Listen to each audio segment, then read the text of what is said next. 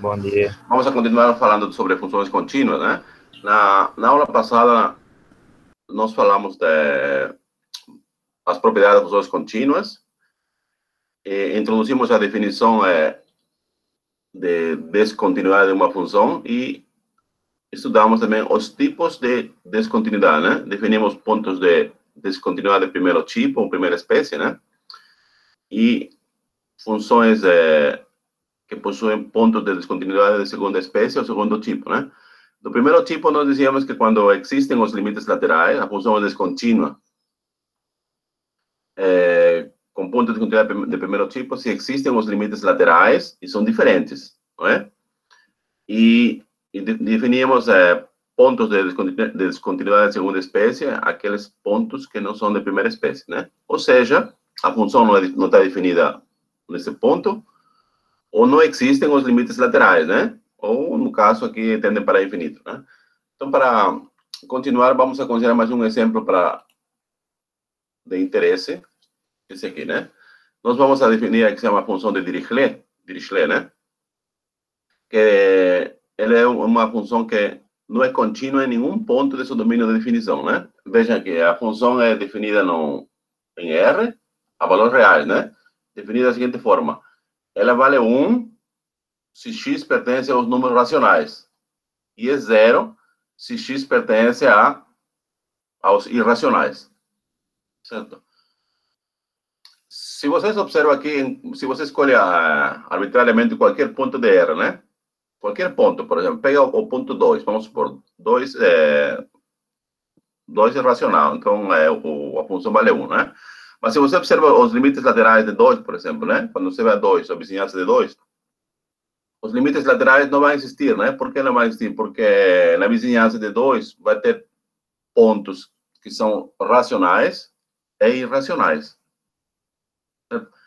Isso que se chama densidade, o conjunto dos reais é denso, né? Ele contém pontos, na vizinhança de qualquer ponto, existem pontos racionais e irracionais. Certo? Nesse caso, então, decimos que essa função não está definida em nenhum ponto do R. Então, esse aqui é um exemplo típico de uma função que não é contínua em nenhum ponto, né? E os pontos de descontinuidade são de segunda espécie.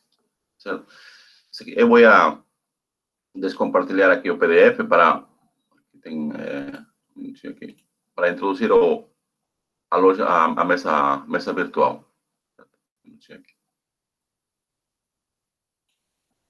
Vamos aqui introduzir aqui, ó.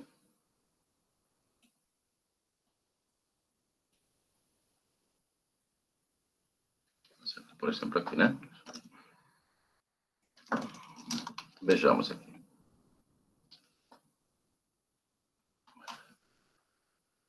Essa função que acabamos de definir, né? Também nós podemos definir da seguinte forma: limite m tende para infinito, limite n tende para infinito, e temos cosseno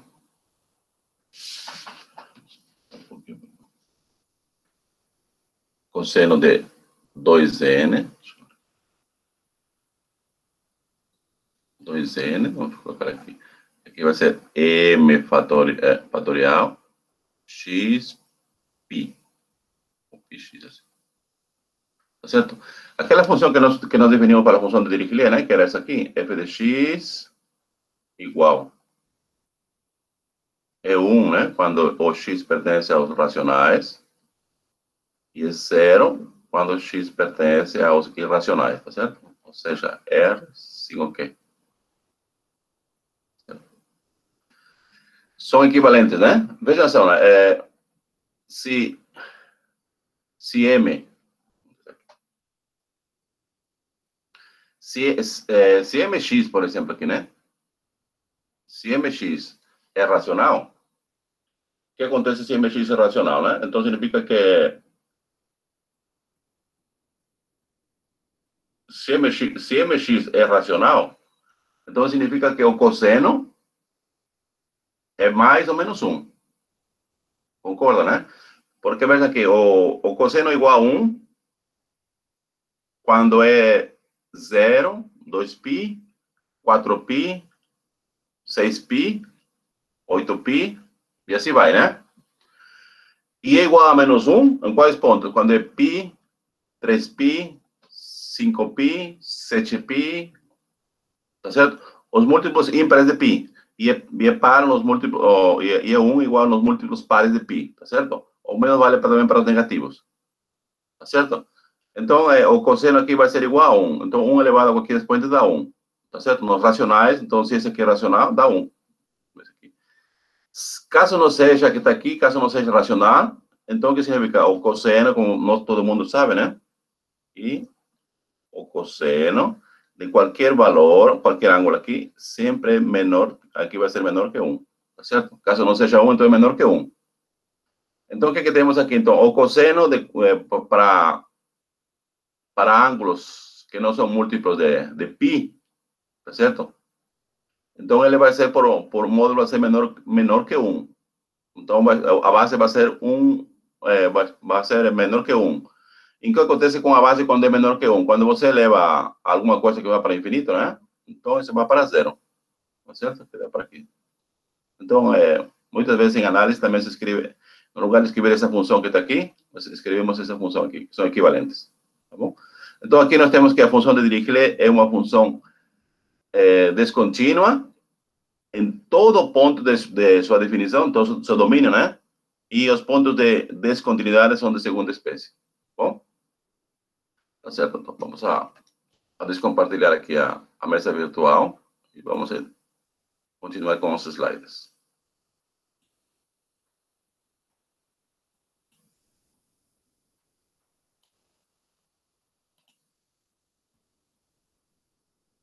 Tudo bem, pessoal? Alguma dúvida? Ficou claro esse exemplo? Um exemplo de uma função que não é contínua em nenhum ponto de sua definição, né? Bom, vamos lá, então. Agora vamos a linkar, enunciar, né? E provar algumas das afirmações, né? Que correspondem a funções contínuas em um determinado ponto, certo? Então, decimos assim. Vamos a supor que as funções f e g, definidas em algum intervalo, a b, são contínuas no ponto x0 pertence a b, tá certo? Definição local. Estamos assumindo que tanto f como g são contínuos no ponto x0, pertence ao intervalo AB, certo? Então, o que podemos concluir, né? Então, que a função f de x é limitada na vizinhança do ponto x0. Então, observe aqui. Se a função é contínua no ponto x0, segue automaticamente que a função é limitada na vizinhança desse ponto, certo? A prova é fácil, vejamos, né? Como a função é contínua no ponto x0, né? Então, podemos dizer que ela está definida neste ponto, certo? Veja a definição de função contínua, né? A função é contínua quando está definida nesse ponto e existe o limite da função nesse ponto e o valor do limite é igual ao valor da função, certo? Então, a função está definida nesse ponto, né? Então, suponhamos que a função nesse ponto seja igual a, está aqui, né? Estamos supondo que então seja igual a. Então, para a definição de continuidade, temos aqui, para qualquer epsilon maior que 0, vai existir um delta, que depende do epsilon, também positivo, né? Tal que na vizinhança de x0, para todos os pontos que estão na vizinhança de x0, né? Nós temos o quê? Nós temos que provar o quê? Nós estamos assumindo que a função é contínua no ponto x0. Então, vamos a provar que a função é ilimitada. Ou seja, o que significa isso? Que o módulo da função f de x, ele tem que ser menor que uma constante para todo x que pertence à vizinhança de x0, não é? Esse aqui. Então, temos que mostrar que... Deixa eu marcar aqui. Então, vamos mostrar que esse módulo da função que está aqui tem que ser menor ou igual a uma constante. Certo? Então, vejamos aqui. Então, nós podemos escrever essa f de x que está dentro do módulo da seguinte forma, né? Veja aqui. Aqui vou a somar e subtrair f de x0. Então, essa diferença que está aqui é a mesma que está dentro aqui. Tá bom? E aqui, no próximo passo, vamos a usar a desigualdade triangular. Então, quando você tem aqui o módulo da soma de dois números é menor ou igual, aqui pode ser menor ou igual aqui, é menor ou igual que a soma dos módulos dos números, né? Por exemplo, o módulo de A mais B é menor ou igual ao módulo de A mais o módulo de B, certo? Então, estou subindo aqui. O seguinte, né? Aqui vai ser o quê? Menor ou igual ao módulo de f de x0 mais f de x, que está aqui. O primeiro aqui, o f de x mais o módulo que está aqui, certo? Mas essa função está definida em f de x0, né? F de x0 é igual a aqui. E f de x0 menos f de x, como a função é contínua, né? Ele é menor que o epsilon, certo? Portanto, fazendo a suma aqui, obtemos que o módulo de f de x é menor que o módulo de f de a mais o epsilon, certo? E isso significa que a função é contínua, aliás, que é limitada na vizinhança de x0, certo? Então, vamos a lembrar, então, se a função é contínua num ponto, segue automaticamente que a função é limitada na vizinhança desse ponto. A próxima propriedade é isso aqui, né? Se f de x0 é maior que zero, ou é positivo, né? Em x0, então existe uma vizinhança de pontos, uma vizinhança do ponto x0, né? Com delta maior que zero, né? Que é o raio da vizinhança. Tal que x nesse intervalo também é positivo, né? Ou seja, o que significa? Se a função é positiva em x0, então para qualquer ponto da vizinhança de x0, a função também é positiva. Para todos os pontos da vizinhança de x0, a função também significa que preserva o sinal, né? Na vizinhança é preservado o sinal. Tudo bem? Como f é contínua, por que f é contínua? F é contínua pela hipótese que estamos assumindo, né? Tanto f com g são contínuos em x0, certo? Então, essa hipótese aqui vale para todas as afirmações que estamos alencando aqui, né?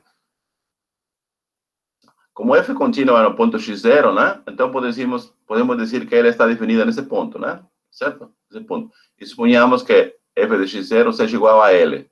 Mas, por hipótese, veja aqui, se f de x0 é maior que L, né? Maior que zero, ou seja, L é maior que zero. Vamos a tomar, então, o epsilon, por exemplo, L sobre 3. Veja que o epsilon é qualquer número positivo, né? Arbitrário. Então, existe um delta, tal que o delta é o raio da vizinhança, né? Aqui, segue, vai seguir esse que está aqui. Assim, então, temos aqui, né? Nós temos que provar o quê? Que f de x, ele também tem que ser maior que zero, não é? Então, vejamos aqui, que seguimos o passo anterior. Vamos a sumar f de x0 e subtrair f de x0. E para permanecer igual. F de x0, por hipótese, é L, mas, no tanto, f de x menos f de x0, se vocês desenvolvem aqui por módulo, né? Ele é maior que menos L sobre 3. E aqui, se você, nessa distância que está aqui, né? Isso que significa que isso aqui vai ser f de x menos f de x0 menor que epsilon, e f de x menos f de x0 menor que menos f, menor que menos epsilon. No tanto, o epsilon que é menor L sobre 3. Portanto, vai ficar assim, tá vendo? Ficou isso aqui. E aqui, subtraindo, vai ser 2L sobre 3. Tá certo? Mas L é maior que zero, né? Portanto, 2L sobre 3 também é maior que zero. Certo? Então, vejamos aqui. Então, se a função é contínua no ponto x0, e além do mais, ela é maior que zero, significa que na vizinhança do ponto x0, a função permanece positiva. Uma afirmação análoga faz, por exemplo, se a função é contínua no ponto x0, e além do mais, ela é negativa no ponto x0, então significa que na vizinhança do ponto x0, ela também é negativa. Tá certo? A prova dessa afirmação é parecida com a anterior. Parecida, né? Tudo bem, pessoal? Vamos aqui ao chat, ver se tem alguma dúvida. Podemos continuar?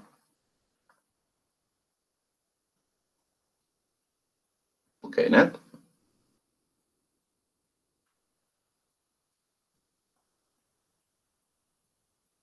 Tá certo, vamos a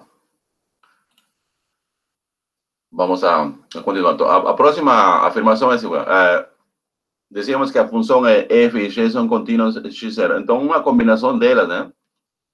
Tanto a suma como a diferença de duas funções contínuas continua contínua no ponto x0.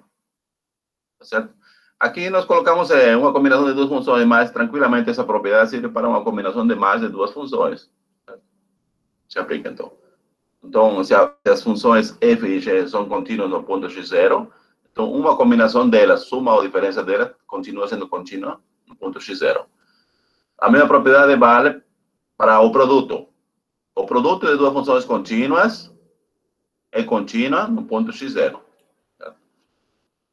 A propriedade da divisão, né? Se a função y, que é g de x, é diferente de zero no ponto x0, então a função divisão f de x0 sobre g de x é contínua no ponto x0, né? Então, aqui veja que estamos exigindo que a função g de x seja diferente de zero no ponto x0, certo? Ou seja, g de x0 diferente de zero.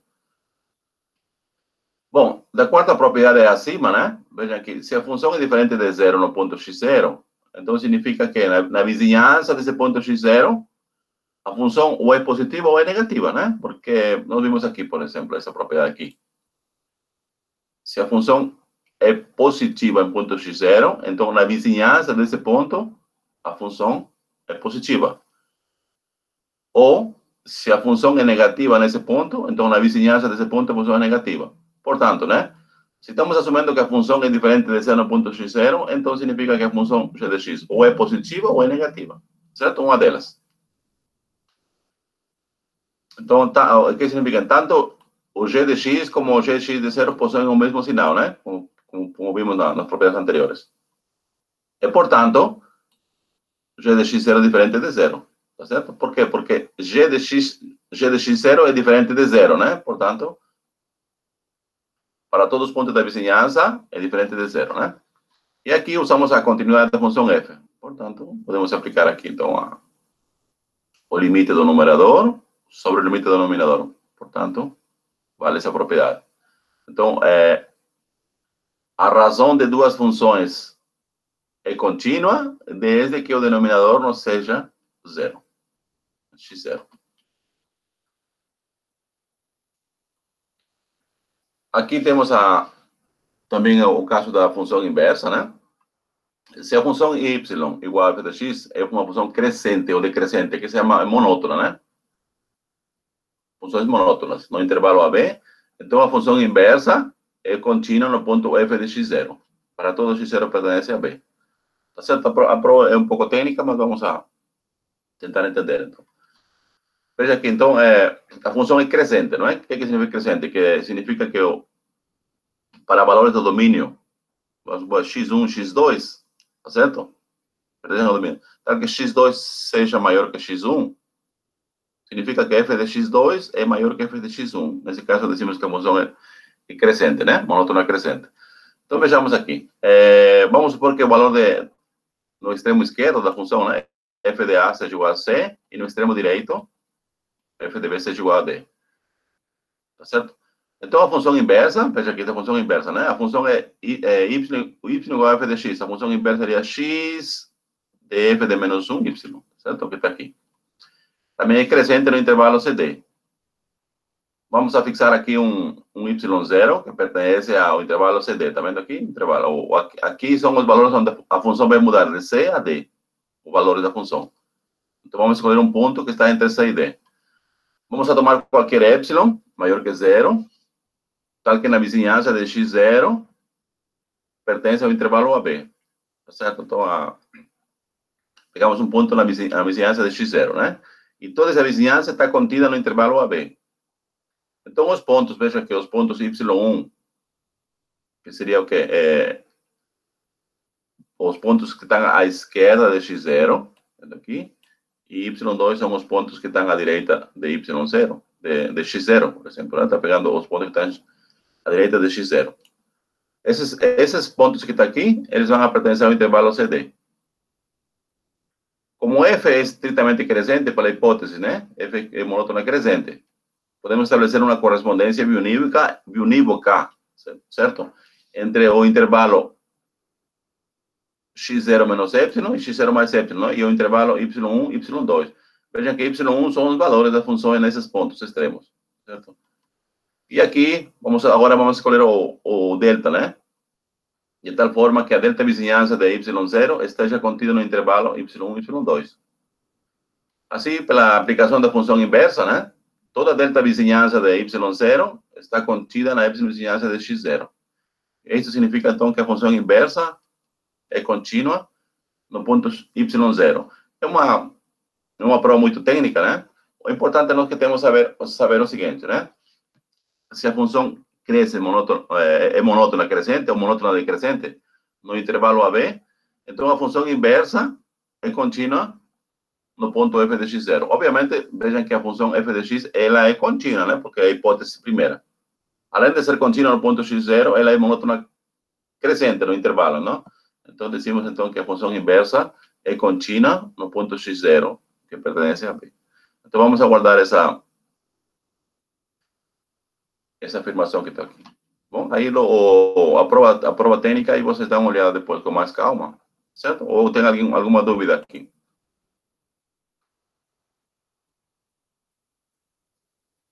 Tá bom, vamos lá. A próxima afirmação é sobre função composta, né? Vejam aqui, então, dizemos que a função f de x já é contínua no ponto x0, por hipóteses, e aqui tem uma nova função, né? A função g de x. Ela é contínua no ponto y0 ou f de x0. Ou seja, veja aqui, o g ela está definida na imagem da função f, certo? Então, dizemos então que a função f é contínua no ponto x0 e a função g, definida nos valores de f, é contínua no ponto y0 f de x0. Então, podemos concluir então, que a função composta gf de x é contínua no ponto x0, ou seja, vale esse limite que está aqui, né? Limite g de f de x, quando x tende a x0, né? É o quê? É o g do limite de f de x0. Mas, por hipótese, a função é contínua. A função f é contínua em x0, né? Então, essa aqui vale f de x0. Portanto, a função composta é contínua no ponto x0. Tá certo? A prova é praticamente parecida com essa, é coisa técnica, né?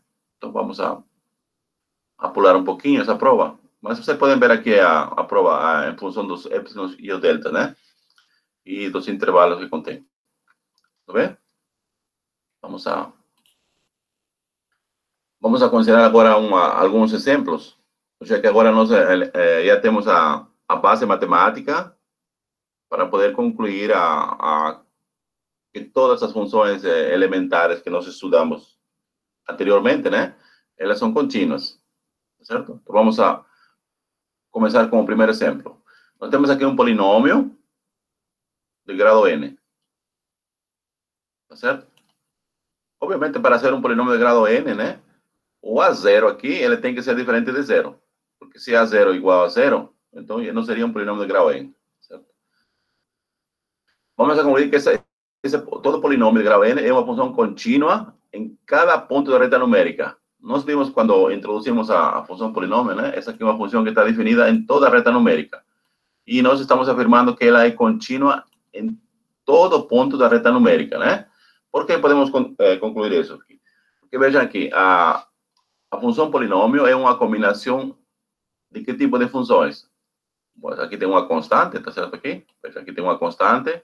Aqui, esse termo que está aqui é uma constante vezes o x. O termo anterior que não aparece aqui seria uma constante vezes x ao quadrado. O anterior, uma constante vezes x ao cubo. E aqui, uma constante vezes xn menos 1. Então, significa o quê, por exemplo? Então, ela é a combinação praticamente de funções da que forma? F de x, uma constante, e g de x, uma potência xn. Certo? A função constante, ela é contínua em qualquer x, certo? Que não depende da variável aqui. E a função g de x aqui, ela é contínua por qual propriedade? Nós vimos a propriedade aqui. Se uma função é contínua no ponto x0 e outra função também é contínua no ponto x0, então o produto delas é contínuo em x0. Mas esse produto que a gente fez foi para duas funções. Nada impede para fazer o produto de mais funções. Aqui, por exemplo, x de n, nós podemos interpretar como sendo o produto de x, né? X vezes x, até x, n fatores. Como cada x é contínuo, então o produto delas é contínuo. Portanto, nós temos que o nosso polinômio, ele é contínuo, por quê? Porque é uma combinação linear de funções contínuas, né? Todas são contínuas, certo? E se uma função é contínua e outra função é contínua, então a soma delas também é contínua, né? uma propriedade. Tudo bem, pessoal? Alguma dúvida com relação ao primeiro exemplo? Então, ficou claro, então, que o polinômio de grau n é contínua em toda a reta numérica. Tudo bem?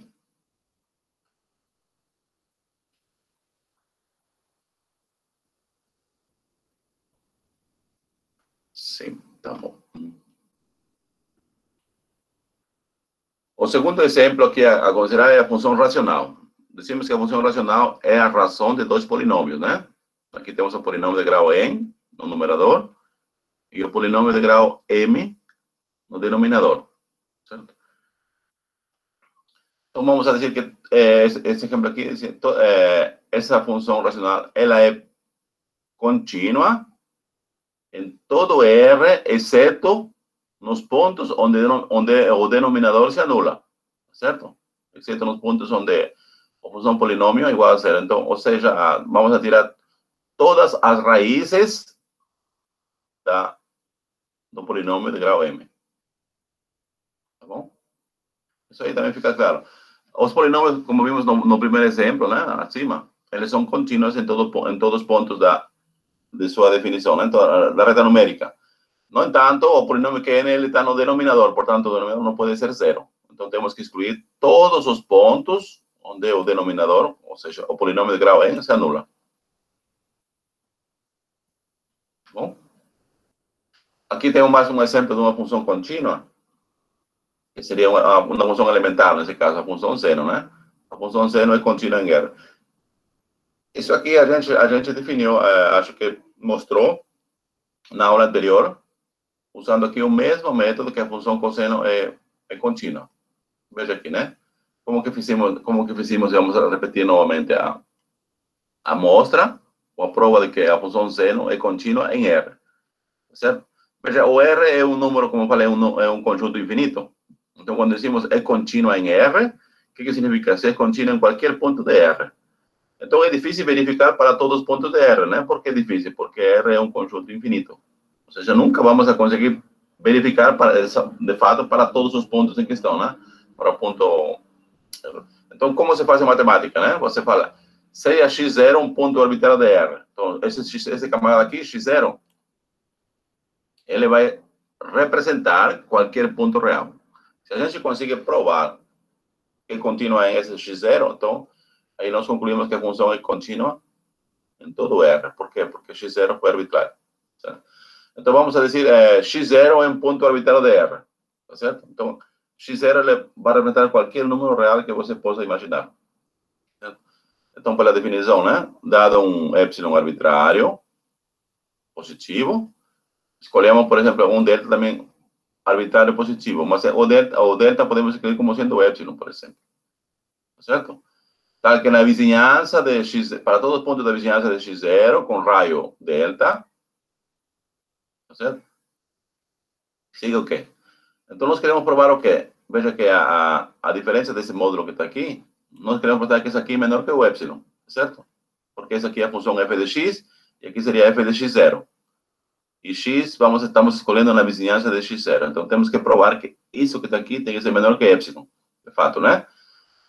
Vamos lá, então. Aqui temos a seno da diferença o seno da diferença de dois ângulos, né? Seno de x menos seno de x0. Isso aqui pode ser escrito da seguinte forma, né? Duas vezes o cosseno da semissuma dos ângulos, x mais x0 sobre 2, o cosseno, né? Vezes o seno da semidiferença, x menos x0 sobre 2. Certo? Aqui vamos usar o seguinte fato. A função cosseno, ela é limitada, né? Tanto cosseno como seno é limitada. Então, o cosseno, independentemente do ângulo, ele não é maior que 1, nem menor que menos 1. Então, eu vou colocar aqui menor igual. Veja aqui, vou trocar aqui menor igual, porque vou trocar o cosseno por 1. Certo? Por isso ficou menor que 1.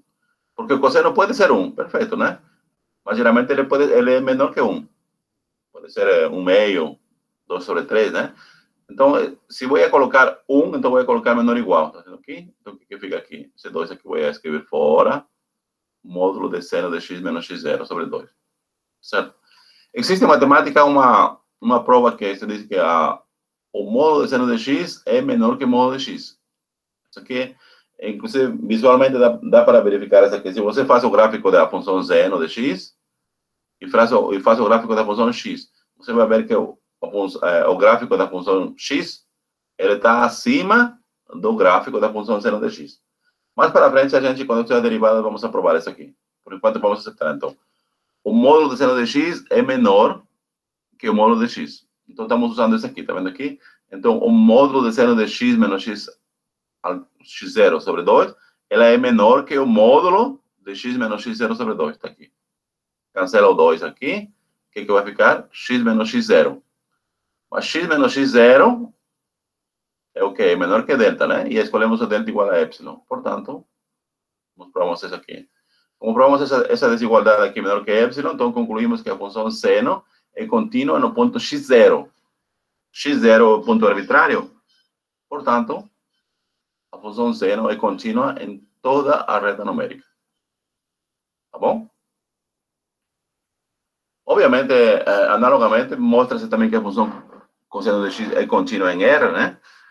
As funções como tangente de x e cotangente de x são contínuas em todo R. Por exemplo, a função tangente de x é contínua em R, exceto em quais pontos, por exemplo? Exceto nos pontos onde o cosseno de x é igual a zero, né? Porque a tangente é igual à razão do seno sobre cosseno, né?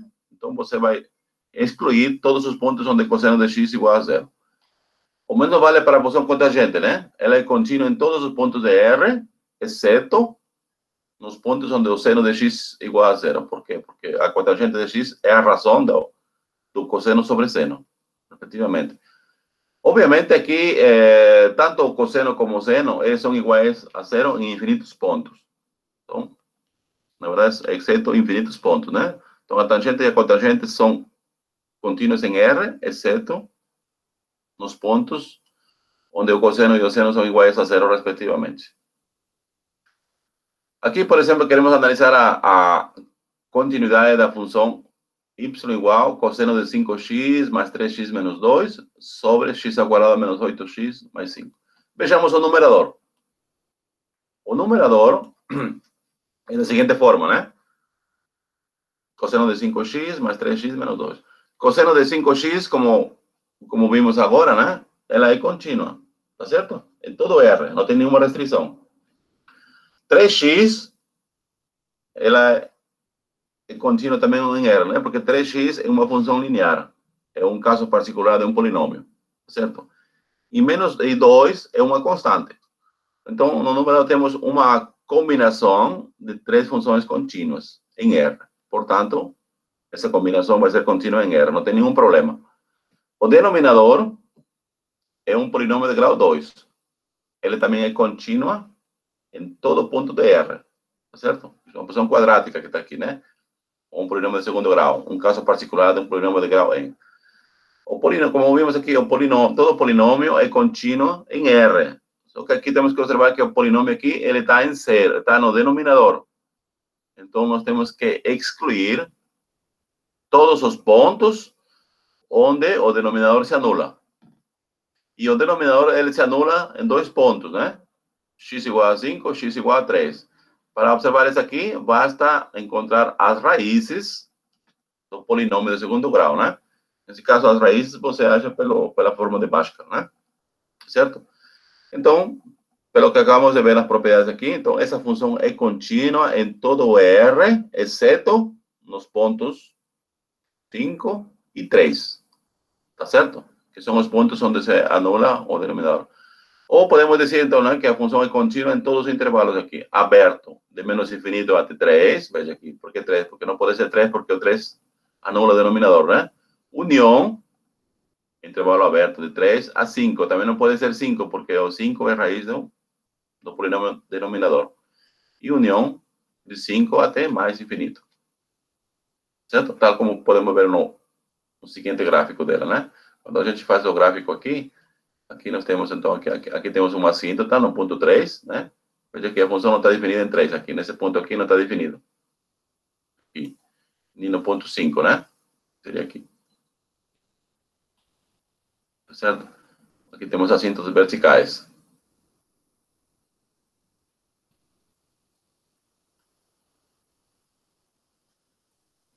bom?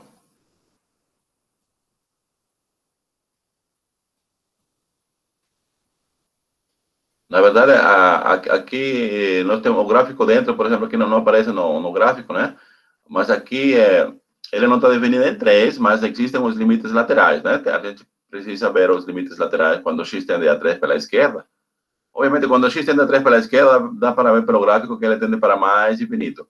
E quando o x tende a 3 pela direita, também o gráfico vai para mais infinito. Então, aqui no meio, nós vamos ter um gráfico mais ou menos assim. Só que imagine que está muito mais para cima, né? O gráfico vai vir por cima, não sei se posso fazer aqui. Vai vir por cima. E aqui também vai vir por cima aqui. E, obviamente, aqui ele vai atingir um mínimo, alguma coisa assim, né? Vem aqui e vai para cima. Esse aqui, por enquanto, é um complemento contínuo. Mais para frente, a gente vai aprender a fazer esse tipo de gráficos com mais precisão, usando as derivadas. Certo? Tudo bem, pessoal? Tá bom? Tá muito rápido? Tá entendido os exemplos? Ou alguma dúvida?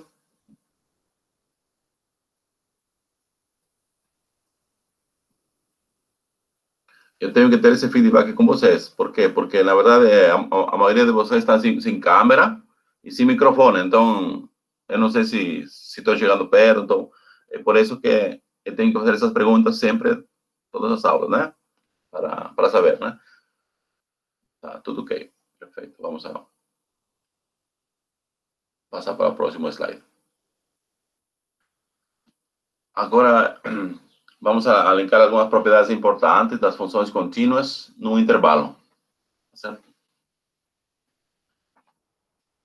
Vamos agora supor que nossa função seja contínua num intervalo, né? Fechado aqui, AB. Certo? A função f está definida num intervalo AB, no intervalo de R, a valores reais, né? E essa função é contínua nesse intervalo AB. Veja, quando escolhemos o intervalo fechado AB, não dizemos que a função é contínua. Aqui no ponto A, só podemos falar contínua à direita, né? E no ponto B, só podemos falar contínua à esquerda. Certo? Nós, como vimos na aula passada. Então, com essa hipótese aqui de que a função é contínua no intervalo AB, então dizemos que a função f é limitada nesse intervalo. Esse aqui já foi feito parecido na aula, não, aliás, na aula não, na propriedade anterior. Porque na propriedade anterior, nós vimos que se a função é contínua num ponto, então ela é limitada na vizinhança desse ponto, né? Foi essa a propriedade aqui. Aqui estamos afirmando que se a função é contínua no intervalo AB, então ela é limitada nesse intervalo. Certo? A prova é um pouco técnica, né? Vamos ver aqui. Se a função é contínua no intervalo AB, então ela é limitada nesse intervalo. Então, vejamos aqui, né? Vamos a supor que ela não seja limitada. Tá certo? Se ela não é limitada, o que significa dizer? Então, significa que vai ter algum ponto nesse intervalo onde a função vai ser infinito. Tá certo? Porque não é limitada. Certo? Então, vamos supor que existe um ponto xn, por exemplo. Então, se ela não é limitada, então significa que o módulo de f de xn tem que ser maior que n, para n pertencer a naturais. Ou, de outro modo, o limite de f de xn tende para infinito. Tá certo? É o contrário. Se não é limitada, então ela é ilimitada. Como xn pertence a B, aqui tem uma coisa técnica de análise, né? Mas, no entanto, vou continuar com a prova. Veja, xn pertence a B, né? Siga, então, que essa sequência, ela é ilimitada. Por que essa sequência é ilimitada? Como dizia, uma sequência, né? Uma sequência é uma seleção de... Você vai elencando os valores da função, por exemplo, né? Aqui tem x1, x2, x3, x4, né? Certo? É uma sequência. Então, essa sequência é limitada. Por que a sequência é limitada? Porque essa sequência pertence ao intervalo AB, e o intervalo AB é limitado. Existe um grande matemático, Bolzano e Weierstrass, que dizem, né? Se tem uma sequência que é limitada, então, pelo teorema de Bolzano e Weierstrass, né? Existe uma subsequência xn, né? Por exemplo, você tem a sequência, vamos supor, a sequência do seguinte, né? O n. A sequência n seria 1, 2, 3, 4, 5, 6, 7, 8, 9. É uma sequência. E aí, uma subsequência seria, por exemplo, vai pegar todos os pares. 2, 4, 6, 8, 10.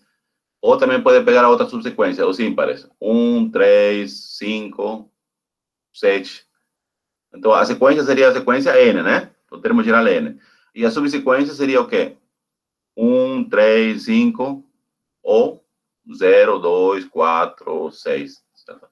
Então, existe uma subsequência que converge para algum ponto. Se a sequência é limitada, então sempre você pode escolher uma subsequência que seja limitada em algum ponto, digamos em ponto C, desse B. Como a função é contínua, que siga aqui, que é o limite de f de xn, nesse ponto que está aqui, vai ser f de c. O que contradiz o fato de que a função, nesse ponto, ela não é limitada. Certo? Portanto, como a gente chegou aqui a uma contradição, que estávamos supondo que a função não seja limitada, né? Sigue que é um absurdo. Então, portanto, a função é ilimitada nesse intervalo. Tá bom? Então, vamos aguardar de novo esse resultado, né? Se a função é contínua num intervalo, tá certo? Então, ela é limitada também nesse intervalo. É praticamente uma extensão do resultado que acabamos de ver anteriormente, né? Se a função é contínua num ponto, então a função é limitada na vizinhança desse ponto. Agora, né? Se a função é contínua nesse intervalo, a função limitada também é contínua, né, nesse intervalo. Um teorema que vamos a usar um resultado importante, né? Se o intervalo I é compacto, vejam que o I é o intervalo onde está definida a função f. Então, a imagem da função f desse intervalo também é compacto. O que significa compacto? É matemática de compacto quando o conjunto é limitado e fechado. Limitado que é fechado, né? Fechado ele quando contém todos os pontos de aderência, né? Ou seja, os pontos de fronteira. Vejam, por exemplo, o intervalo aberto AB, ele não é fechado, porque ele não contém os extremos. No entanto, se você considera os extremos, A e B, por exemplo, aí você fala que esse conjunto é fechado. Certo? Então, dizemos em matemática, um conjunto é compacto quando ele é limitado, quando o conjunto é limitado e fechado. Então, assim, todo intervalo fechado dos reais é compacto. Então, se você tem um intervalo compacto, então a imagem dela é compacta. Certo? Vamos aguardar esse resultado. E agora vamos a usar o teorema de Weierstrass, que isso aqui é importante quando a gente vai calcular máximos e mínimos de funções em intervalos fechados. Mas mais para frente. Certo? A função contínua atinge seu valor máximo e valor mínimo. Ou seja, estamos dizendo, supondo que a função é contínua num compacto. Tá certo? E a função, então, atinge seu valor máximo e valor mínimo, isto é, se M é o valor mínimo e M é o valor máximo da função, né, no intervalo, então existem dois pontos do intervalo AB, tais que f de x1 igual a M e f de x2 igual a M. Isso que diz o teorema de Weierstrass, né? Segue do teorema anterior. O que é esse teorema anterior, né? Como o intervalo AB, está vendo aqui o intervalo AB fechado, A e B, ele é limitado e fechado, é compacto, né? Então, significa então que a função f é compacto. A imagem é compacto. Esse aqui do teorema anterior. O que significa isso? Significa então que o máximo da função f, para todo x que pertence a b, vai pertencer à imagem de f desse intervalo que está aqui. E a mesma coisa significa que o mínimo da função f vai pertencer à imagem do intervalo fechado AB pela função f. Ou seja, né? Vão existir pontos x1, x2, tal que então f de x1 vai ser igual ao mínimo de f. E esse valor mínimo, ele está no intervalo da imagem da função f. E a mesma coisa, f de x2 vai ser o máximo, e esse máximo vai estar aqui no intervalo da imagem da função f do intervalo fechado AB. Tá certo? Isso que diz aqui. Então, vamos a guardar, então, guardar esse resultado, né? Se a função está definida num conjunto limitado e fechado, então, significa que a função vai atingir seu valor máximo e seu valor mínimo para alguns pontos que estão dentro desse intervalo. Aqui, podemos fazer um esclarecimento, né? Possa ser que aqui a função atinja o máximo em alguns pontos, por exemplo. Pode ser que, por exemplo, no ponto extremo esquerdo, seja o máximo, e esse máximo seja igual, por exemplo, em algum ponto que está de interior. Ou seja, por exemplo, o FDA, por exemplo, pode ser igual a f de x2. Pode ter essa cara, essa função, né? Ou f de x1, por exemplo, né? Onde atinge mínimo, pode ser igual a f de b. Pode acontecer isso aqui, né? Bom, um teorema também importante que vamos a usar para aplicações de funções, né? Se chama teorema do valor intermediário, né? Que vamos escrever em forma sucinta, né? Como TVI, teorema do valor intermediário. O teorema do valor intermediário também é fácil de enunciar. Diz o seguinte, né? Se o número m encontra-se entre f de A e f de B, veja que f de A é o valor da função f no ponto A e f de B é o valor da função f no ponto B, tá certo? Então, como a função é contínua nesse intervalo, né? Aqui nós queremos é contínua, mas está dito anteriormente, né? Que a função é contínua no intervalo fechado AB, tá certo? Então, veja aqui, aqui tem f de A e f de B. Então, existe um x0 pertence a B, ao intervalo fechado, AB, tal que f de x0 igual a m. Então, esse m que está aqui, veja que ele pertence ao intervalo de f de A de B. Vamos supor que f de A seja 2, por exemplo. Vamos supor, né? E f de B seja 5. Então, se você escolhe um número m que está entre 2 e 5, por exemplo, 3, né? Então, automaticamente vai existir um número que pertence ao intervalo, tal que esse f de x0 seja igual a 3, que você escolheu entre o intervalo 2 e 3, tá certo? O intervalo 2 e 3 é o intervalo da imagem da função.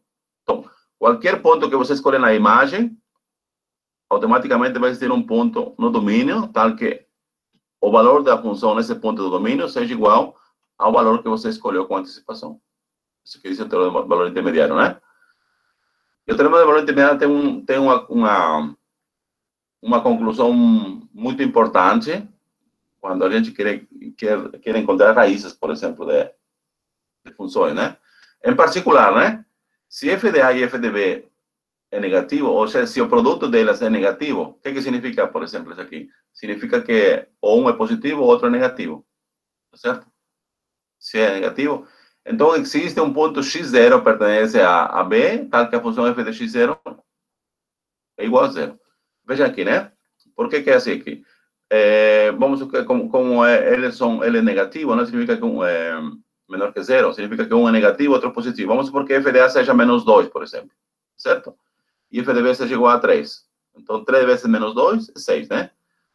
Tá certo? Então temos aqui menos 3 e 2. O intervalo da imagem. Escolhe um ponto que dá intervalo. Escolhe 0, por exemplo. 0 pertence, né? Então, o que significa? Então, vai existir um ponto x0, pertence ao intervalo AB, tal que f de x0 é igual a 0. Tá certo? 0 é um elemento que pertence ao intervalo da imagem. Tá certo aqui? Porque a imagem tem quais são os valores da imagem? Está no intervalo de menos 3 até 2. Tá certo? Vamos ver daqui a pouquinho a interpretação geométrica e aí fica mais fácil. Vamos a tentar provar, então, o teorema do valor intermediário, né? Veja aqui, então, o M,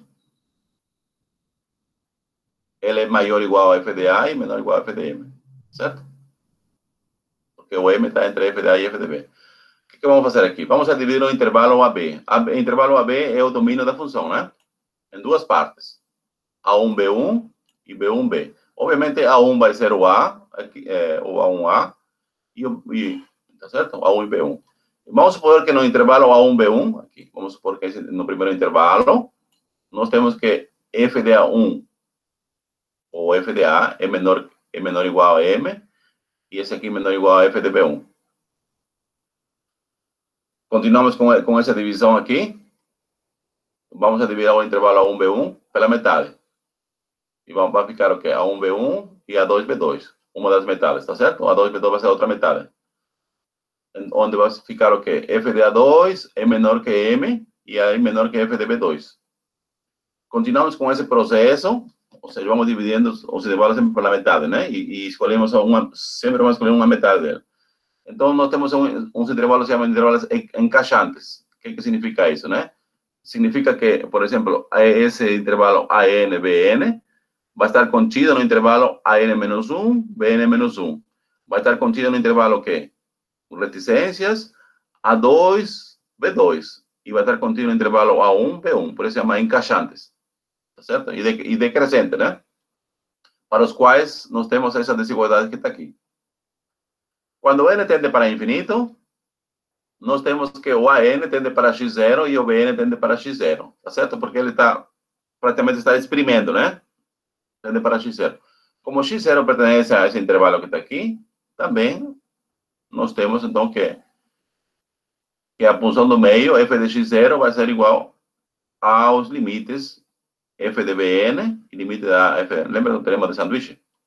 Pois a função f é contínua. Tá certo?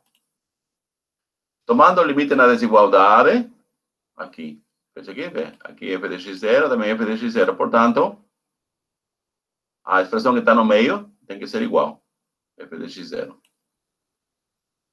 Tudo bem? Então, assim provamos o teorema do valor intermediário. Agora, a consequência, né? Quando f de A, eles são menores que zero, né? Ou seja, de diferente sinal. Já vimos acima, né? Que f de x0, ele preserva o sinal na vizinhança de x0, né? Mas como f de A e f de B têm sinais diferentes, né? Vai seguir, então, que f de x0 tem que ser igual a zero. Tá certo? Essa aqui, a interpretação geométrica fica mais fácil, né? Veja aqui. Aqui tem, por exemplo, vamos a considerar o intervalo AB. O intervalo AB está aqui, certo? F de A, aqui. F de A, como está aqui, ele vai ser positivo, né? E F de B é negativo, tá certo? F de A está aqui. Então, quando você faz o produto aqui, é menor que zero. Então, o que significa? A função é contínua. Então, você vai conseguir fazer o gráfico, começando aqui, nesse ponto, e terminando nesse ponto que está aqui. Então, veja como os dois pontos estão em lugares diferentes, em lugares opostos, com relação ao eixo das abscissas, né? Para você traçar o gráfico da função, você vai ter que passar pelo eixo das abscissas, né? Vai ter que cortar, tá vendo aqui? Vem aqui, você vem aqui, e aqui, corta, e cortou aqui. Quando cortou aqui o eixo das abscissas, a função vai ser igual a zero. Então, vai existir um ponto x0, onde a imagem deve de x ser igual a zero. Certo? Por quê? Nós sabemos que no eixo das abscissas, todos os pontos têm a segunda coordenada igual a zero. Tá certo? Porque em todos os pontos que está aqui, o f de x vai ser igual a zero. Ou seja, o teorema do valor intermediário consequência, ele fala que ao menos vai existir ao menos um ponto. Mas pode ser que a curva corte o gráfico algumas vezes, não necessariamente uma vez, pode ser uma vez. O que garante a consequência do teorema de valor intermediário é que ao menos existe um ponto. Pode ser que existem várias raízes, né? Vários pontos. Porque a curva pode cortar várias vezes. Dependendo de quantas vezes vai cortar, então vai existir esses pontos. Tudo bem?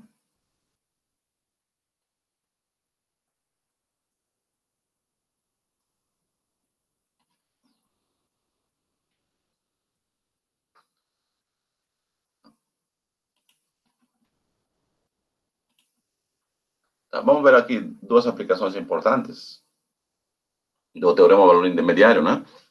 E a conclusão dele. Esse teorema que vamos aqui. Aqui, vamos voltar aqui. Até aqui é o teorema do valor intermediário, até aqui, até onde é M.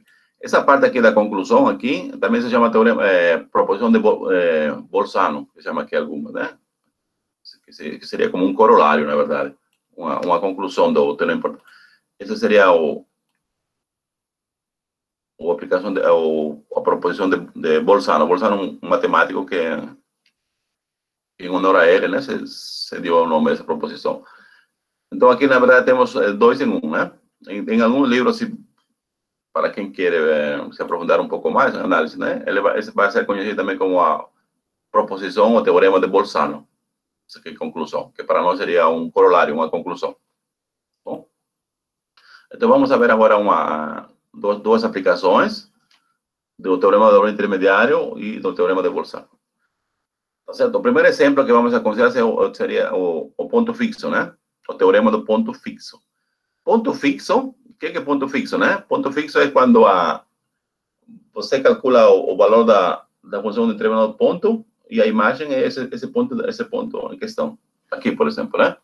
F de x0 igual a x0. É como se fosse a função identidade, mas a função não é identidade, tá certo? Você calcula f de x0 igual a x0. Por quê? Porque a função para outros pontos é diferente do seu argumento. Por exemplo, se você calcula outro ponto que não seja x0, f de x1, ele já não é igual a x1. Ele só tem ponto fixo em alguns pontos. Tá certo? Então, ponto fixo é aquele que permanece imutável para alguma aplicação. Ele permanece igual. F de x0 igual a x0. Certo? Então, chama ponto fixo esse aqui. Então, veja aqui. Seja a função f definida no intervalo fechado C e D. E vemos que a imagem é o intervalo fechado C e D. Isso aqui é importante, né? A função é contínua nesse intervalo CD e a imagem está entre C e D. Então, com essas condições aqui, vai existir um x0 pertenece a CD, tal que x0 vai ser ponto fixo da função f. Certo? Vamos ver, então.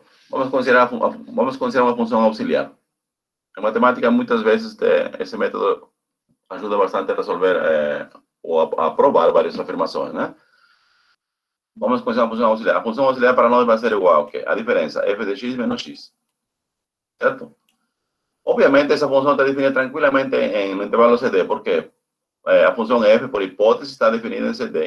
E o x é um polinômio de primeiro grau, ele está definida está definida em R. E, portanto, em particular, está definida nesse intervalo que está aqui. Então, essa função aqui, f de x menos x, ela é contínua em CD, tá certo? Porque é uma combinação de duas funções contínuas. Perfeito. Portanto, a função h é contínua em CD. Analisemos agora os valores extremos da função h em C e D. O que acontece agora no extremo esquerdo? Que aqui é igual a h de C. H de C vai ser igual a f de C menos C. Tudo certo? O sinal de f de C menos C é maior ou igual a zero. Concordam? Por quê? Porque a imagem de f é o intervalo CD. Então, o menor valor da imagem é o C, o menor valor. Portanto, esse aqui tem que ser maior ou igual a zero, porque o f de C, ele sempre vai ser maior ou igual a C. Portanto, f de C menos C é maior ou igual a zero. Concorda? Agora, se calculamos o valor de H no ponto D, então vai ser igual a f de D menos D.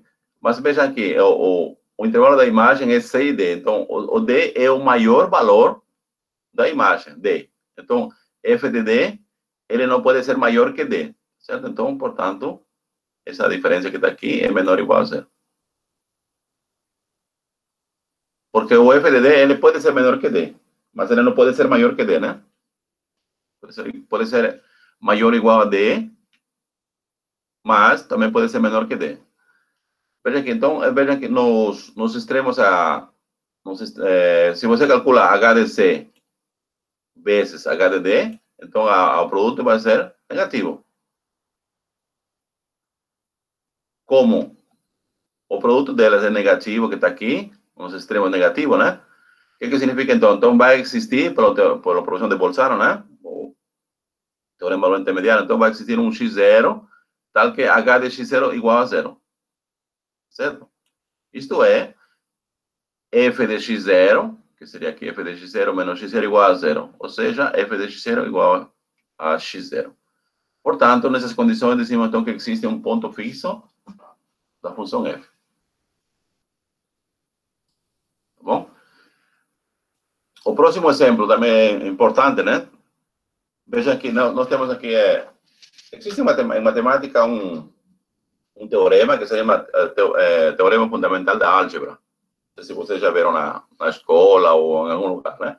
O teorema fundamental de álgebra é devido ao grande matemático Gauss. Ele diz o seguinte, né? Todo polinômio de grau n, ele tem n raízes no conjunto de números complexos, tá certo? Então, se você tem um polinômio de grau 8, então, se você está trabalhando nos números complexos, ele vai ter 8 raízes. Essas raízes podem ser reais ou complexas conjugadas. Quando aparecem duas raízes complexas, eles sempre são em pares, complexas conjugadas. Tá certo? No entanto, né? Então, sempre você garante isso, né? Que todo polinômio de grau n, ele sempre tem n raízes complexas. Se está no conjunto dos números complexos. Mas o que acontece, por exemplo, se você está no número reais, no conjunto de números reais? Pode acontecer, por exemplo, que você tenha um polinômio e não tenha raízes reais. Por exemplo, sem ir tão longe, né? Vamos a pegar o polinômio x ao quadrado mais 1 igual a 0. É um polinômio de segundo grau, por exemplo, de segundo grau, que não tem raízes reais. Porque não existe nenhum número real, tal que leva ao quadrado mais 1 seja igual a 0. Por exemplo, então, né? Mas, se o polinômio é de grau ímpar, né? Grau ímpar é qual? 1, 3, 5, 7, 9, né? Então, todo polinômio de grau ímpar, ele vai ter uma raiz real. Vai ter pelo menos uma raiz real. Tá certo? Se o polinômio é de grau ímpar, pelo menos você fala, esse polinômio vai ter uma raiz real. Ora, se é par, você não garante, né? Tal como já vimos o exemplo que acabei de dizer, né? X ao quadrado mais 1 igual a 0. Não tem raízes reais. Mas se o polinômio é de grau ímpar, você diz que pelo menos tem uma raiz real. Certo? Então, vamos a provar, então, essa. Veja aí, né? Nós temos aqui um polinômio de grau n. Aqui. Obviamente, o AN tem que ser diferente de 0. Porque, para que seja um polinômio de grau n. Porque se AN é igual a 0, então não seria grau n, né? E vamos supor que esse é ímpar. Então, o n é ímpar. Certo? Vamos aqui, então, então veja aqui, o AN é uma constante, diferente de 0. Então, ela pode ser positiva ou pode ser negativa. Concorda? Vamos a supor que seja positiva. O caso de AN ser negativa é similar. Então, vamos a supor que AN é positivo. Tá certo? É positivo. Vamos supor que seja 3, por exemplo. Positivo. Vamos a reescrever esse problema da seguinte forma. Vamos a colocar em evidência o xn. O fator xn aqui, é uma evidência. Quando coloco em evidência, o que vai ficar aqui? Aqui vai ficar AN. O segundo termo vai ficar o quê? AN menos 1 sobre x. De tal forma, quando você multiplica esse xn com o segundo termo, vai ficar AN menos 1, xn menos 1. E assim por diante, reticência, até chegar ao penúltimo termo. Vai ser A1, xn menos 1, né? E o último vai ser A0, xn. Tá certo? Vejamos aqui. Todos os termos, a partir do segundo, eles tendem para 0. Concorda? Porque todos têm fatores, está dividido por x aqui. Aqui x, aqui o próximo termo que não aparece dividido por x ao quadrado, dividido por x ao cubo, xn menos 1 até xn. Tá certo? Então, todos os termos aqui da parênteses, a partir do segundo, são 0. Exceto a constante AN. Então, a constante AN, ele é positivo, né? Estamos supondo que é positivo. Vamos calcular o limite quando x tende para mais infinito, por exemplo. Mais infinito. Quanto mais infinito, o n é ímpar, né? Mas aqui o x tende para mais infinito. Então, você vai ter o produto de funções que tendem para mais infinito. Portanto, vai ser mais infinito. Vezes um número positivo, infinito. Então, quando o x tende para mais infinito, então, esse limite que está aqui vai para mais infinito. Concorda? Agora, vamos atender para x tende para menos infinito. Vejam que o AN é positivo. No entanto, aqui você tem o n ímpar também. Lembremos que é ímpar, né? E o x tende para menos infinito. Então, vamos ter um produto de vezes de fatores que tendem para menos infinito. Por exemplo, se n igual a 3, vai ter menos infinito vezes menos infinito vezes menos infinito. Fazendo a lei de sinal, vai dar menos infinito. Multiplicado por alguma coisa positiva, continua menos infinito, né? Então, nós aqui, o que vimos aqui? Que o limite quando x tende para mais infinito é igual a mais infinito, quando x tende para menos infinito é menos infinito, né? Vejam, então, são sinais diferentes, certo? Na reta numérica. Um vai para mais infinito, outro vai para menos infinito, né? Logo, pelo teorema de valor intermediário ou pelo teorema de Bolzano, né? Existe um x0 tal que o polinômio nesse ponto x0 é igual a zero. Ou isso aqui que significa que então x0 é a raiz do polinômio de grau n, igual a zero. Certo? Portanto, tem que juntar aqui. Né? Portanto, Pn de x0 existe na raiz, tá certo? Então, nós podemos agora guardar esse resultado. Decimos, né? Todo polinômio de grau ímpar possui ao menos uma raiz real. Tudo bem, pessoal? Ficou claro essa demonstração?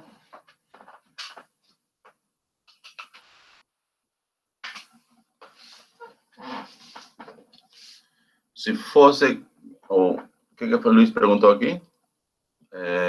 Se fosse par, o que mudaria, né? É que é impreciso se é par. Você não teria, né? Pode ser que par se o polinômio par, pode ser que tenha raízes reais. Por exemplo, x ao quadrado menos 1 igual a zero, né? Aí tem duas raízes, mais ou menos 1. Não tendo x ao quadrado mais 1, então é difícil saber se tem ou não tem. Então, não existe um método para você saber com antecipação se tem ou não tem.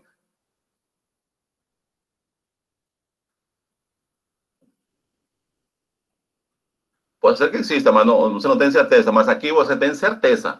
Se o polinômio de grau ímpar, necessariamente vai ter ao menos, pode ter mais, ao menos uma raiz. Tá bom?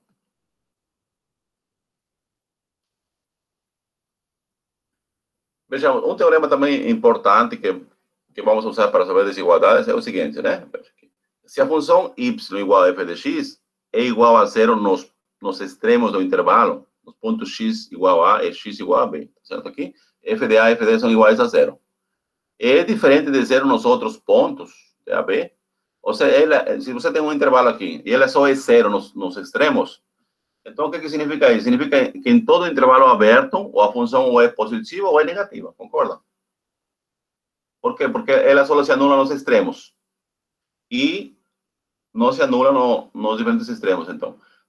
Então, ou ela é positiva ou ela é negativa.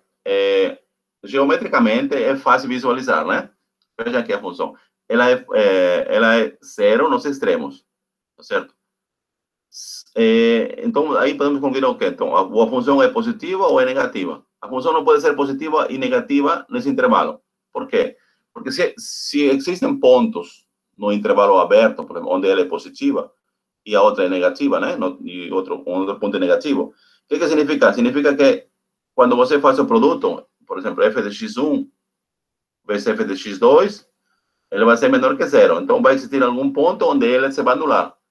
E o que contradiz, né? Porque essa função só se anula nos extremos. Tá certo?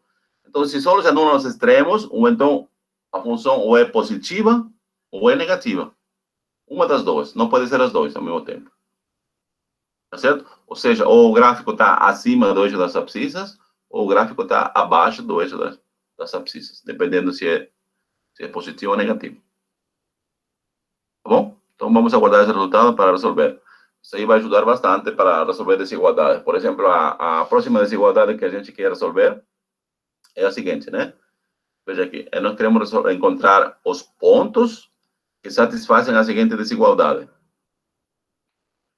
E qual é essa desigualdade? É igual a 1 mais x ao quadrado sobre, aliás, sobre não, vezes raiz de 4 menos x ao quadrado vezes cosseno de x maior que zero. Tá certo?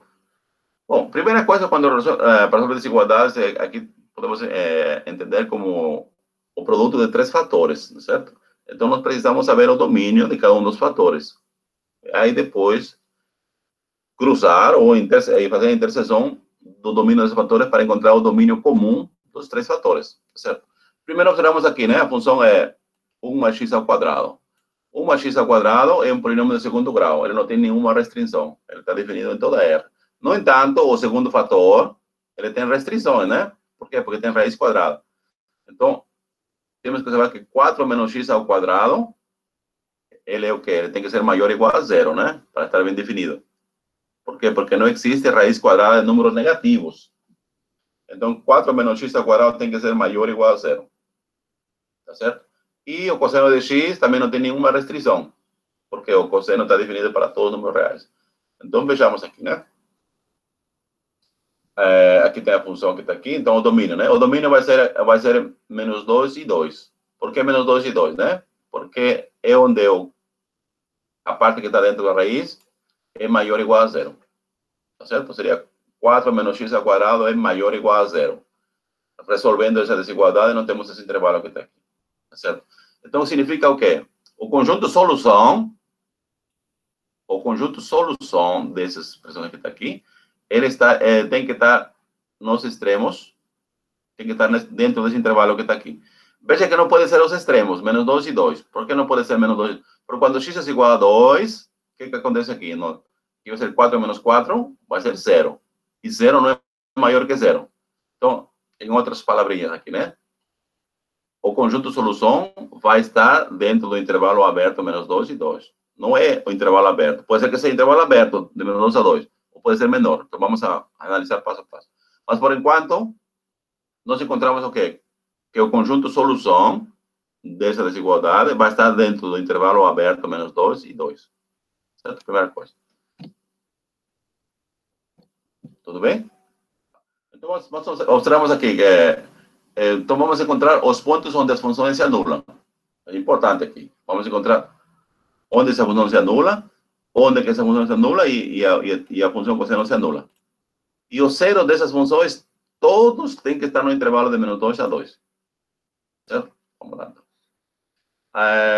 Primeiro, né? A função se anula em x igual a menos 2.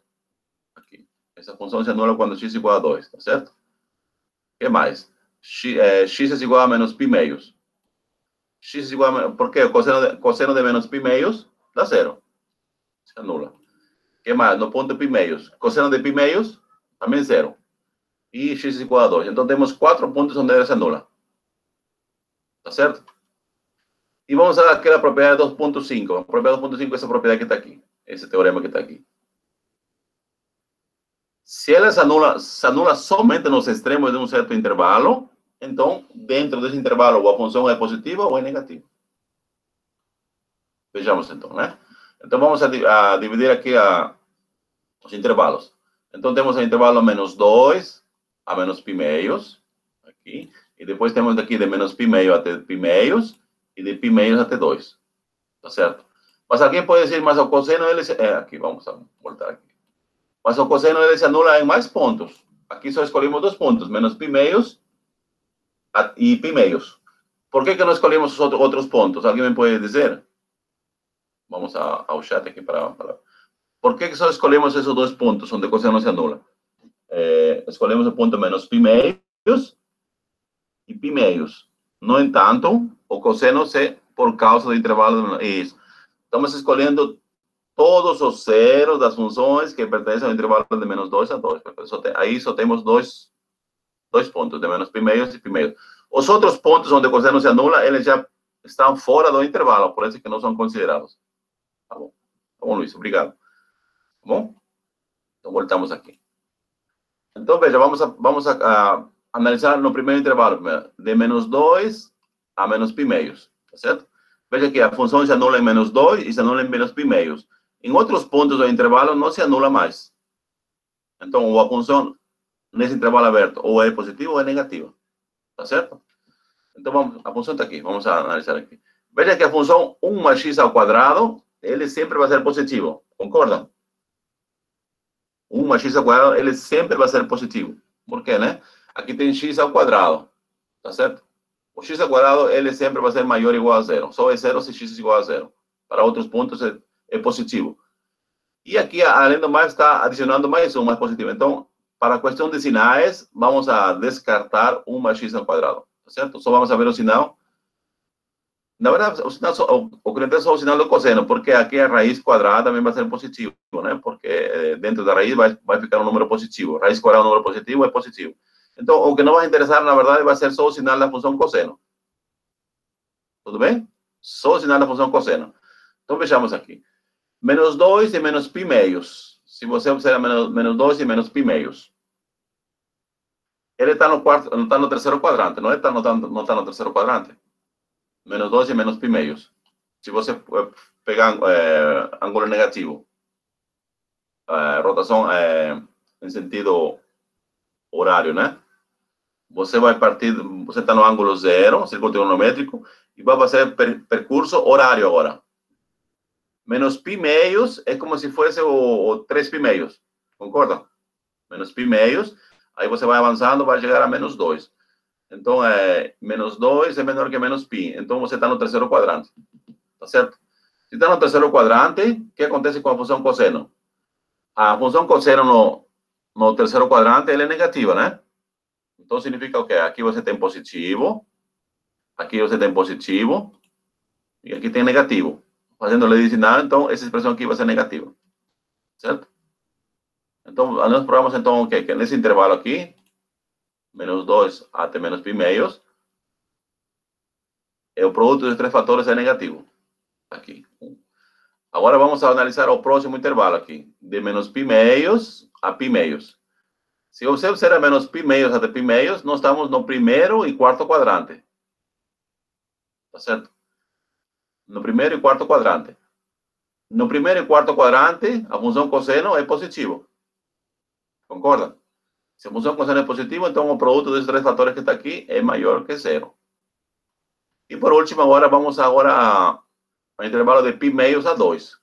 De π meios a 2, nós estamos no segundo quadrante. Não estamos no segundo quadrante? Π meios a 2. Estamos no segundo quadrante. Aí no segundo quadrante o cosseno é negativo. Certo? Portanto, o produto desses fatores aqui vai ser menor que zero. Veja que nós queríamos o quê? Nós queríamos que seja maior que zero. Então, vamos a escolher um intervalo onde é maior que zero. O único intervalo onde é maior que zero é no intervalo de menos π meios a π meios.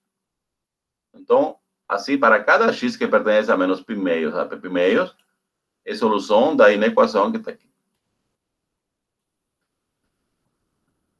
Tudo bem, pessoal? Vamos ao chat para ver se tem alguma dúvida. Ficou clarinho a solução dessa inequação? Tudo bem, tudo ok. Ok, né? Vamos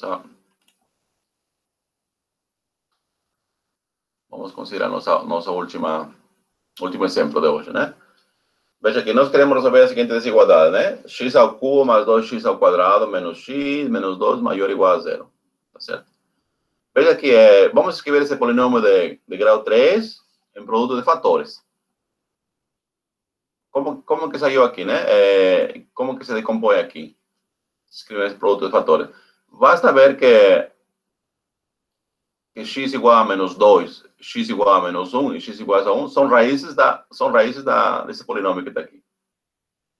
Obviamente, não existe uma fórmula fácil para encontrar as raízes de um polinômio de grau 3.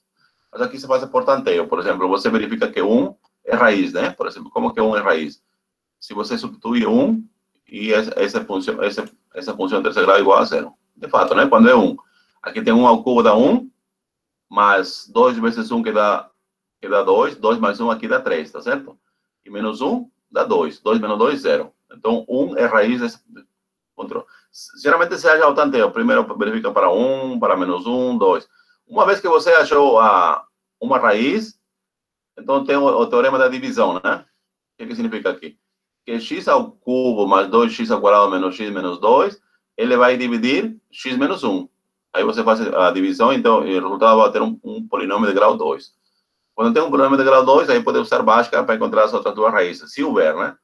Nesse caso, houve as raízes. Aqui não somente tem uma raiz real, as três são reais. Tá certo?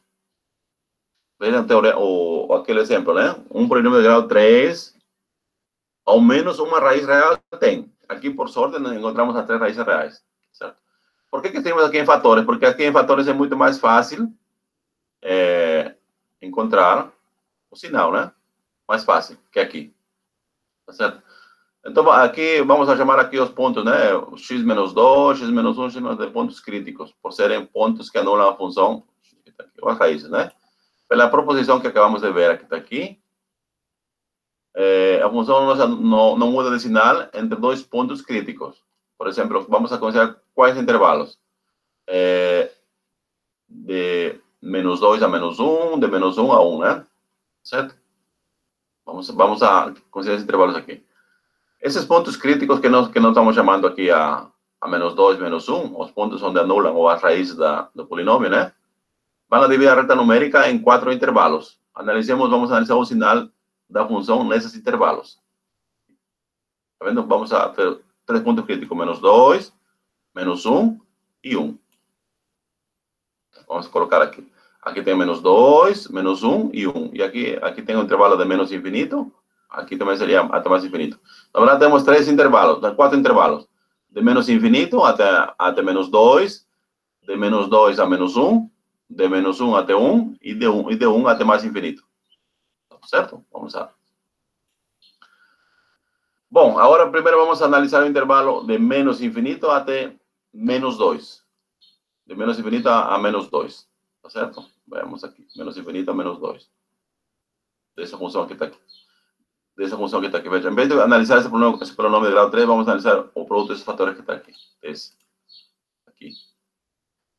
Como se analisa aqui? Aqui estamos no intervalo de menos infinito até menos 2. Tá certo? A gente escolhe qualquer ponto arbitrário que pertence ao intervalo de menos infinito até menos 2. Por exemplo, menos 3. Pertence, né? Arbitrariamente. Escolhe menos 3 e vamos a ver o sinal. Por que eu não entrei o sinal? Porque veja que ele não se vai anular nesse intervalo. Ele se anula só nos extremos. Então, ou é positivo ou é negativo. Tá certo? Então, vamos escolher o menos 3, por exemplo. O que acontece com menos 3? Aqui fica menos 3 e menos 2 dá menos 1. Então, aqui é negativo. O que interessa é o sinal, negativo, né? Aqui menos 3 e menos 2, negativo. Menos, negativo. Menos 3 e menos 2 também é negativo. Então, o que tem aqui? Os 3 são negativos, né? Menos por menos dá menos. Tá certo? Então, no intervalo aqui voltamos. No intervalo de menos 20 a menos 2, a função é negativa. Tá certo? Agora temos o intervalo de menos 2 a menos 1. Vamos a voltar aqui. De menos 2 a menos 1. Escolhe um ponto que pertence ao intervalo de menos 2 a menos 1. Por exemplo, pode ser quanto? Menos 3 meios. Não é? Ou menos 1,5. Quando é menos 3 meios, aqui vai ser positivo. Tá certo? Aqui positivo. Aqui vai ser negativo e aqui negativo. Menos por menos dá mais e mais positivo. Então, nesse intervalo de menos 2 até 2, de menos 2 até 1, aliás. De menos 2 até 1, né? De menos 2 até menos 1. De menos 2 a menos 1, ele é positivo. Vamos aqui. Ele é positivo. Vamos aqui. Agora, temos o intervalo de menos 1 até 1. De menos 1 até 1. De menos 1 até 1, você pode escolher qual ponto? 0, por exemplo. Quando é 0, aqui é positivo, 2. Aqui é positivo, 2, e aqui é negativo. Mais por mais dá mais por menos dá menos. Então, no intervalo de menos 1 até 1, ele é negativo. Tá certo? E, por fim, o intervalo de 1 até infinito. De 1 até infinito. Escolhe qualquer. 2, por exemplo. Quando é 2. Aqui 2 mais 2, 4, positivo. 2 mais 1, 3, positivo. E 2 menos 1, 1, positivo. 3 são positivos, né? Produto positivo. Certo? Então, a função é positiva. Aqui tá. Então, nós queremos escolher todos os pontos onde a função é não negativa. Inclusive, pode ser 0. O que significa, então? Então, nós podemos incluir os extremos. Por quê? Porque aqui é maior ou igual. Certo? Então, vamos ver quais são os intervalos onde ele é positivo. Seria aqui o intervalo de menos 2 a menos 1 e de 1 até mais infinito. Então, aqui vamos a fechar os extremos, né? Tá vendo aqui? Fechamos. Aqui e fechamos o lado esquerdo aqui. Por quê? Porque nós queremos os pontos onde o polinômio de grau 3 é maior ou igual a 0. Tá certo, pessoal? Então, era tudo isso que nessa aula de hoje, né? Então, vamos a terminar por aqui.